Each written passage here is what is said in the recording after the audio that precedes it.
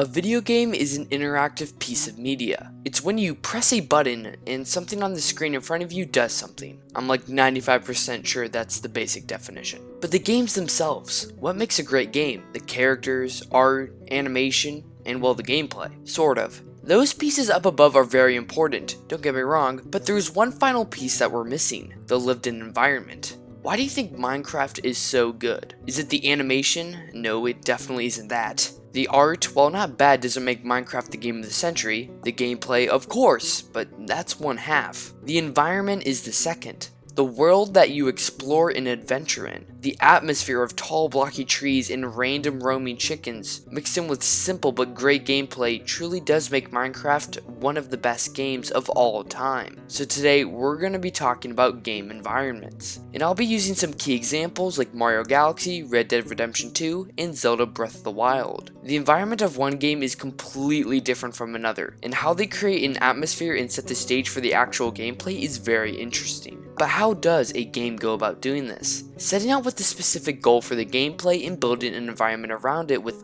lighting, textures, and art create the visual space in the game. Music is crucial to games as it needs to complement the gameplay and the environment. For instance, in Super Mario Galaxy, an orchestra-styled soundtrack was chosen due to it sounding most space-like. Mario Galaxy takes place in space where Mario must explore different galaxies to get stars. This helps him head towards the center of the universe. The wide open space-like environment of Galaxy with thrilling platforming coincide with the soundtrack to a great extent. The art should be consistent in the game so the environment and atmosphere remains intact. The gameplay is practically useless if you don't give the user an actual experience when playing through the game. However, there's a bit more leniency for say hyper-casual games. Onto our second example of Red Dead Redemption 2, an open-world Wild West adventure. Personally, I absolutely love the game and think that it's one of the best games I've played in quite a few years. The graphics are realistic as it's trying to put you in a very believable, picturesque environment that looks like it's a snapshot from the 1800s. The location, items, characters, and architecture all work within the time setting and open world gameplay to achieve an amazing environment and atmosphere. You don't have to be told that you're in the Wild West because you know you're actually there. The game's environment tells you. The atmosphere of hunting is different from say walking down St. Denis. The quiet rustling of the grass is different from the bustling carriages found on cobbled streets. This game is a prime example of the environment done right.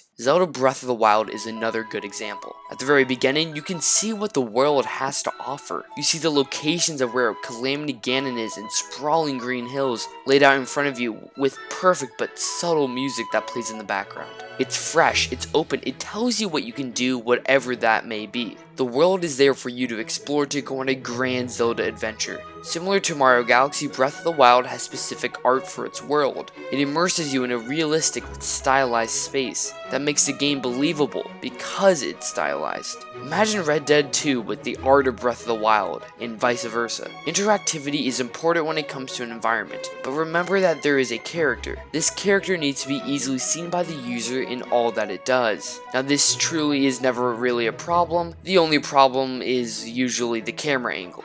But it's still the final point I wanted to touch on. I hope you enjoyed this video on how cool game environments are as well as their importance. Make sure you subscribe and like the video.